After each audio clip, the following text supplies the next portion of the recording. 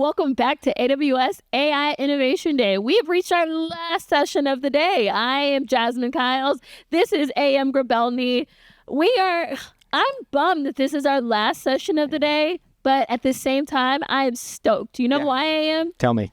We are talking about Amazon Q Developer. All right. I can't wait because you know what I heard? You don't even have to code to use Amazon Q Developer. Natalie, is that true? That is indeed true. Okay. Yeah. Yes, it's true. Welcome to the stage, Natalie. Thank you so much. Yes, I'm Natalie White. I am a solutions architect here at AWS. I was a software developer for 15 years before coming to Amazon. I still get to code some with infrastructure as code, but spoiler alert, you do not have to be a developer to use Q Developer. Yeah.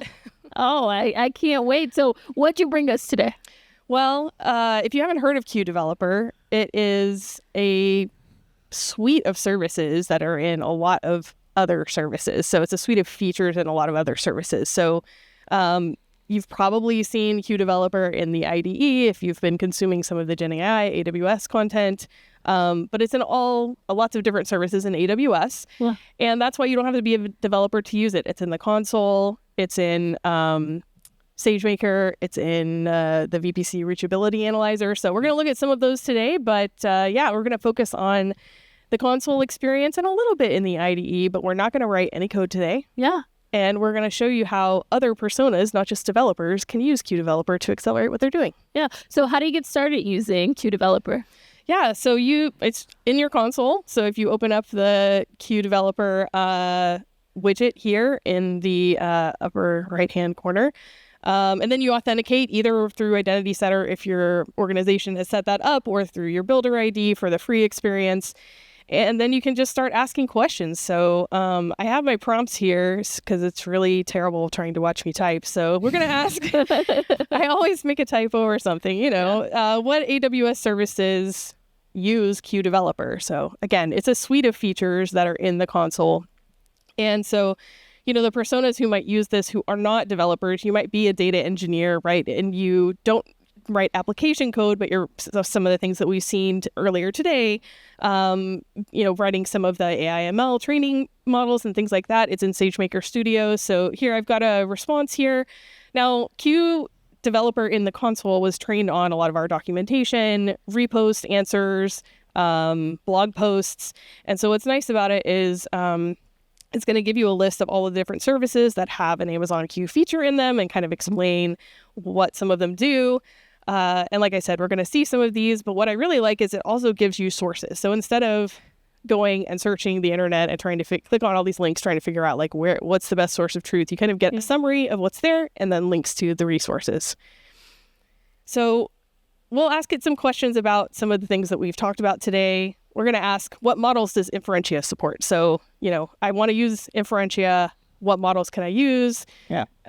It's going to give us kind of a list. And so we've seen some of them today, TensorFlow, PyTorch, some of the others. And then it's also going to tell you what some of the services you can actually run Inferentia with. And again, it's got a bunch of different links here. Citing the sources. That's what I love. Yeah, I love it. It's a bibliography. Right, exactly. I'm like, I can't think of the word. I used to love having to work on that. I'm like, let me get my sources in the right format. Yeah. It has the receipts. Yeah. Yes, I really love that. And actually, if you click on one of these, I just put in another prompt asking about EC2 instances that support Graviton. Yeah. But I can open those links real time and be able to go directly to the sources and read in more detail if we want to. Oh, so I don't even have to leave. Nope, you don't have to leave. You're still going to be in your browser. So so I asked a question about what EC2 instances support Graviton. I was very non-specific. I didn't say Graviton 2, 3, 4, and it gives me a kind of a summary of some of the EC2 instances that support several of them. So it's talking about Graviton 2, it's talking about Graviton 3 here. And so if you're looking for what instances should I choose, and we've heard some of them today, it'll give you a list. And then again, it will cite you to some additional resources. Like, I really like how it's helpful. It's like, for the most up-to-date pricing, availability, and other details, here are the references. So it's very helpful. So, what's nice about this is it can also answer questions about AWS infrastructure and where different services are available. So I'm asking what availability zones have Graviton 3 instances. So there's nothing worse than trying to go build something and then you're in the wrong region or you're in the availability zone, right? Yeah. So we have a list here. It's in US East 1, US West, well, US East 1 and 2. It's in Europe, it's in APAC. So being able to have this list, and then we have the references again. So it's not a comprehensive list, but it gets you started so you can start to choose the region that's closest to you that you can use. Lets you investigate too. Exactly. Right. Yes. As you get more and more curious, as you learn more. Well, and the thing is that, when you're choosing a region, you want it to, if you have a high latency, you don't want to have your customers be in a different region. Right. And you want to choose that way. But pricing can also be different per region. So it's important to kind of know what your options are and make the best decision. What other questions can it answer? So I'm going to ask it some best practice questions. So what's the least expensive way to run an RDS instance? So not all of the people who are watching this are going to be application developers or ML developers, right? Maybe they're infrastructure hosting team, a shared services team, and they want to run an RDS instance. They've gotten a request from another business unit and said, I want to create an RDS instance. How do I run it really cheap? Because it's going to be in a development mode, right? Yeah. And it's going to give prescriptive guidance about what database engine to choose, right? Some of the open source ones like MySQL and Postgres are less expensive. Being able to use reserved instances, if you know that it's going to be on for a long time, you can prepay for some of that utilization, and then using spot instances and all of the best practices that we as solutions architects talk about to our customers about all the time. So it also references, this one especially has a couple of different repost options, and so being able to go and reference those answers that are from people in the community that are using these services can really help people have the confidence that like, oh, this is the right answer and this is what I should do. Yeah. Wonderful. Yeah. What else do we have? All right. here? So maybe for cost optimization, I want to ask, how can I create an alert when an account has reached a certain billing utilization? So again, maybe it's a development account. We don't want to accidentally or intentionally create large instances or a lot of different resources. And so maybe I want to set up a billing alert so that I get notified when somebody is using overutilizing services immediately, so we can go take a look and then turn them off. So it's going to talk about the fact that you can enable billing alerts in the console. You can create an alarm using CloudWatch and then monitor and manage your billing alarms. Obviously, you want to be notified immediately rather than, say, at the end of the month. And then, again, we have some references and blogs and documentation to help you get started. Okay, so those are more conceptual questions. But you can also ask questions about your deployed resources. Ooh. So you're in your account, right? You're already authenticated into your console, but maybe I'm brand new to the team, or maybe I'm about to build something. I want to figure out, what do I already have in my account? So I asked, what VPCs do I have deployed in my account? I have 2 at this point, and it shows what region they're in. I can click directly into one of these, and also my view. So I have my tab. Sorry about that. No worries.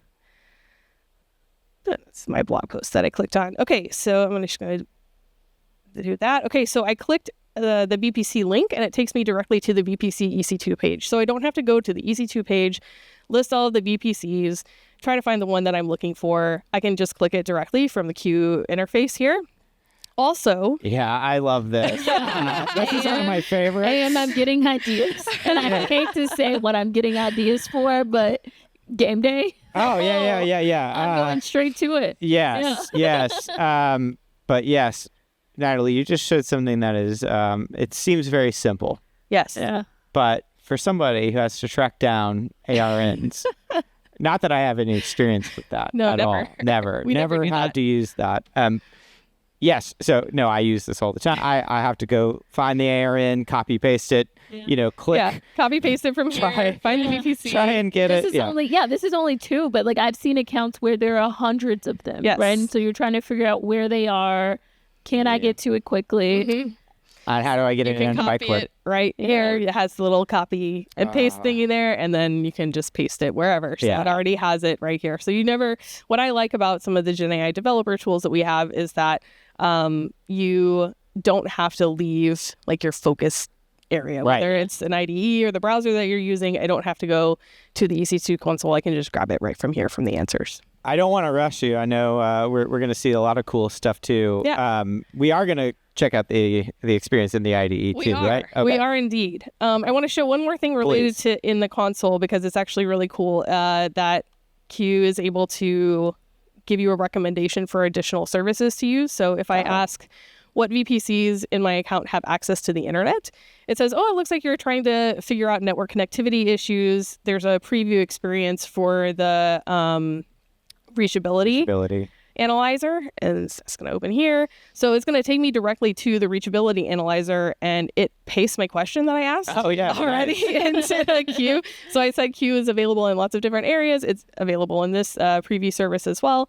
And what it's going to do is it's going to say, oh, it looks like that you're trying to figure out which VPC has internet connectivity. It kind of repeats the question, and then it does an analysis of the route that might lead to the internet. And so it will give you all of the path details from your internet gateway. Yeah. It'll go through your ACL and then to your security group and the ENI that you have configured. And it shows you all these resources, and it's a link. So you can totally go and look at those live and see what resources those are and explore it in a deeper context. Very cool. Yeah. All right, so let's switch to the IDE. I told you didn't have to be a developer. No, but this is my environment. I am in this. I have it open on my computer right now, actually. Here you go. Nice, I see it. VS Code. VS Code is my favorite. I was a Java developer, so I was in Eclipse for a long time. But I do like VS Code once I started learning TypeScript. And what's really cool is that even though you're not a developer necessarily to use Q Developer, it can help you, enhance your skills over time. And we'll see a little bit about that. So maybe if I don't want to list all my EC2 instances, I want to be able to automate being able to list those into a file. So we didn't look in the console about how to list our EC2 instances, but we can do that from the console as well. And we can do a CLI command there as well. Maybe run it in Cloud Shell or something like that. But in the IDE, it will actually generate code for you. You can actually ask this question in the console too, but in general, right, if you're automating something, you want to kind of have this IDE interface. You're going to create a file with this bash script within it, right? Yeah, so I've got this script file. It's totally empty right now. And I can either copy this text or I can insert it at my cursor. And it's there, right? Nice. So I'm just going to save it real quick, and I'm going to run it here in my IDE here. So what it does is it outputs the EC2 instances to a CSV file, and you can see here I have 4 EC2 instances here that are listed. And now I can do anything that I want with that file. So I could add on potentially to the script. The idea here is not that necessarily you're going to get a full script that you can use. Maybe you have something custom you want to do, but it helps you get started with what you need right off the bat. Honestly, it feels like you're taking us on a little journey that might mimic some people's learning paths within AWS, going from, for lack of a better term, the ClickOps world of the AWS console. A lot of people getting started, they'll go in, log into the AWS console, start clicking around, deploying stuff that way, learn very quickly from maybe their ops team, stop doing that. Well, it's very error prone. It is. And it takes a lot of time. And it's hard to recreate the things. Exactly. And it's hard to do automation with ClickOps. So then you move to perhaps scripting, right? You can do some automation scripts. Tell me. And you kind of move up the stack. You taking us to the infrastructure as code world? I am indeed. Wow. Yes. You are taking us on the journey. But I told you we weren't going to write any actual code. That's right. Okay. You did. So you did promise that. We're going to use CloudFormation, which is, it's technically infrastructure as code, but it's configuration, right? So if you don't know about CloudFormation, basically you have a YAML or JSON file with which you can provision AWS resources much more quickly and with a more reliable deployment than you would if you were doing ClickOps, right? So being able to do that, we can learn about CloudFormation as a service and say, I don't know anything about CloudFormation. How can I use it? So I can ask that right here from the console, which you can also do from the console or from the IDE because it's kind of a conceptual question. Right. And so what it's going to do is go back again to, it's been trained on all of the different documentation and references. So it's going to give me a pretty long answer about all the different ways that I can use CloudFormation. Yeah.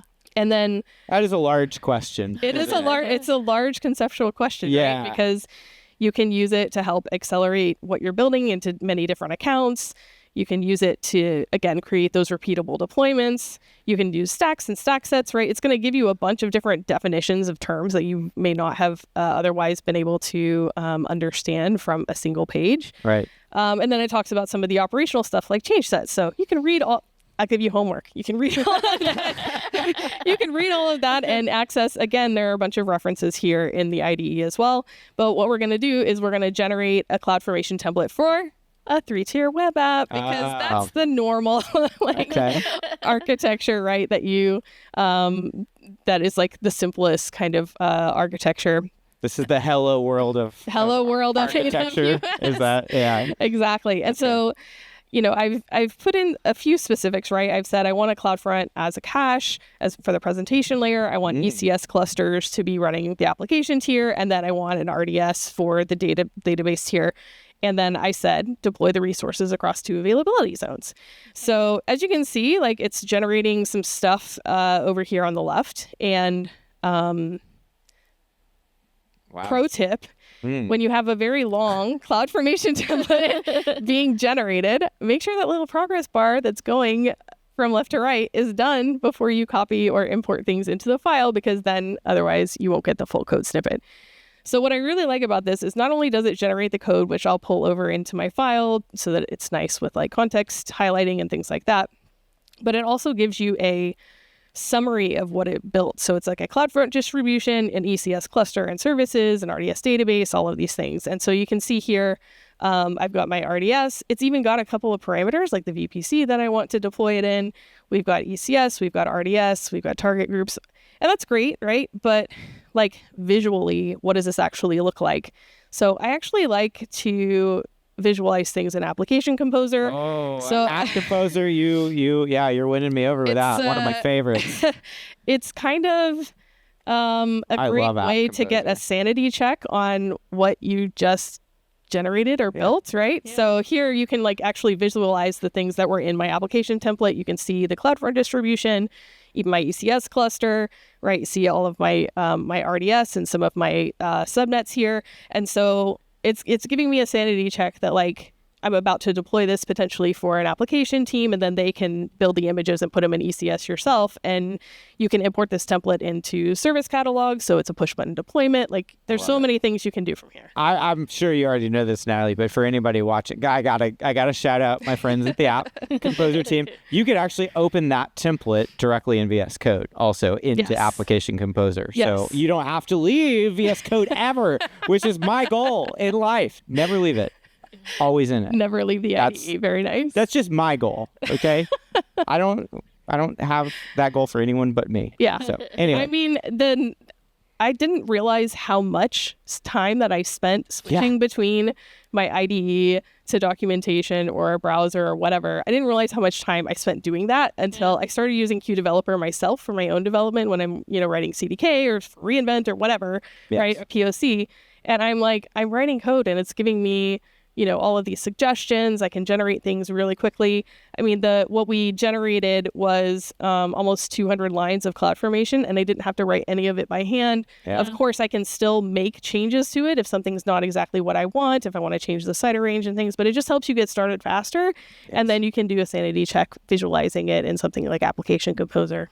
I love that. And it's great for anybody who, unlike me, I have all of CloudFormation's exhaustive list of, all the required parameters, I know all the optional of them by heart. I have it all memorized. But it's great for somebody who doesn't have that, because, like you said, it is a bunch of sifting through docs. Saying exactly, okay, what do I need? What are the required, like you said, the required pieces here for an ECS cluster? Do I have to have? Right? Yep, and you can even iterate. Pomodoro, like focus time, like not having to jump around all those different windows and maybe going to ask someone, waiting for the response, then I have to go work on something else. I can stay in one place. Well, and what I really, really like is that because it's based on all of our best practices and examples and blog posts and things like that, it generates all of the CloudFormation references for you as well, which I think is one of the hardest parts of creating a CloudFormation template by hand, is like figuring out which does it reference, what value, what am I doing? Is it a get app? Is it a do I do a join or a ref? Like, what am I? Yeah. So it's, unless you're doing CloudFront all of the time, you may not have those memorized either. Yeah. So yeah. I see you are a fellow CloudFormation connoisseur. Yes, I enjoy CloudFormation and the CDK. But yes, it's a lot of fun. Of course. Okay, so Natalie, we're short on time here. What recommendations do you have for people who want to get started with Amazon Q Developer? Yeah, it's really quick to get started. Whether it's in the console or in your IDE, again, you just authenticate with your Builder ID for the free tier or with Identity Center if your organization already has that set up, and then you can, federate in with whatever identity provider you're using, and then you can even ask questions about Q in Q Developer. Wow. So we're doing Q meta here. It's just a VS Code extension, right? Yes, it's just a VS Code extension in the IDE. Yep. And you can generate things from there. Yeah. Awesome. Thank you so much for joining us. Yeah, thanks for having me through this. All right, Jasmine, we gotta get out of here for a minute. Yeah. And then we're gonna have a wrap up. Yep. It's the end of the day. Yeah. So tell us what you've loved in the chat. We can't wait to talk about it, and we will be right back.